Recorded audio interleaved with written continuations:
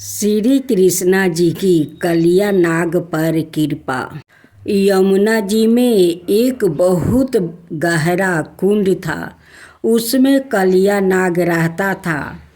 यमुना का जल कलिया नाग के विष की गर्मी से खौलता रहता था।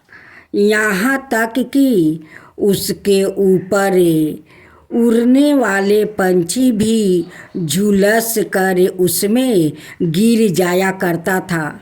जो भी मनुष्य यह पशु वहाँ का जल पीते तुरंत मर जाता था। भगवान का अवतार तो दुष्टों के संहार के लिए ही होता है।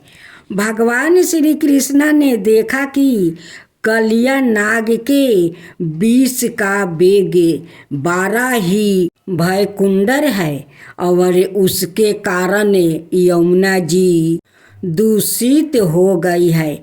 मुझे इस सरफ के भय से ब्रजवासियों और यमुना जी को मुक्ति दिलानी चाहिए। यह सोचकर श्री कृष्णा एक ऊंचे कदम्ब के वृक्ष पर चढ़ गया और वहां से उसे विषोले जल में कूद पड़े।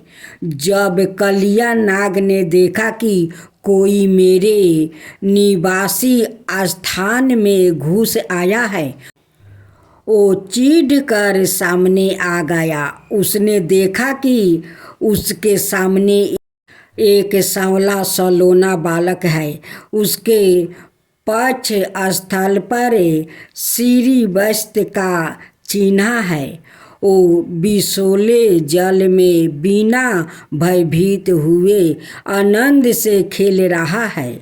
इससे कलिया नाग का क्रोध बढ़ गया। उसने श्री कृष्णा के शरीर को अपने बंधन से जकड़ लिया। जब गोपियों ने देखा कि उन्हें प्रियतम श्री कृष्णा को कलिया नाग ने जकड़ लिया है, तो उनके प्राण मानो कंठों पर आ गई। उनकी आंखों से आंसू की झड़ी लग गई। माता दशोदा तो अपने लाडले लाल के पीछे कलिया दाहे में कूदने जा रही थी, परंतु गोपियों ने उन्हें पकड़ लिया। सांप के शरीर में बंध जाना तो भगवान की एक लीला थी। जब श्री कृष्ण ने देखा कि सारे लोग मेरे लिए दुखी हो रहे हैं, तो उन्होंने अपना शरीर फुलाना शुरू कर दिया। इससे सांप का शरीर टूटने लगा। वो श्री कृष्णा को छोड़कर क्रोध से फुफुकारे मारने लगा। उस समय उसके मुख से अग्नि की लपेट निकल रही थी। भगवान श्री कृष्णा उसके साथ खेलते हुए पैतरा बदलने लगे। सांप भी उन पर चोट करने का दावा देते हुए पैतरा बदलने लगा। अचानक भगवान श्री कृष्णा कूदकर कलिया नाग के फनों पर सवार हो गया और नृत्य करने लगा। कलिया नाग के 101 फन थे। वो जिस फनों को उठाता, भगवान अपने पैरों की चोट से उसे ही कुचल डालते। इससे कलिया नाग की शक्ति छीन हो गई और वो अपने नाखूनों से खून उगलने लगा। उसका एक एक अंग चूर हो गया। अब उसे जगत के आदि शिक्षक भगवान नारायण की स्मृति हुई। अपने पति की यह दशा देखकर उसकी पत्नियों भगवान की स्तुति करने लगी।